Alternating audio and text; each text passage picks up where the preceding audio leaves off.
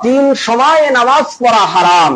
একটি হলো ঠিক যখন সূর্য উদিত হচ্ছে, যতক্ষণ পর্যন্ত এই সূর্য কিছুটা উপরে উঠে না যায় ততক্ষণ পর্যন্ত নামাজ আদায় করা হারাম।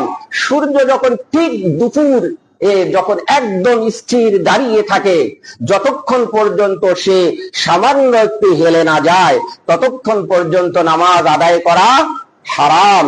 সূর্য যখন ঠিক অস্ত যেতে থাকে, ঠিক অস্ত, যতক্ষণ পর্যন্ত সূর্য পরিপূর্ণরূপে অদৃশ্য হয়ে না যায়, গায়েব হয়ে না যায়, ততক্ষণ পর্যন্ত নামাজ আদায় করা হারাম।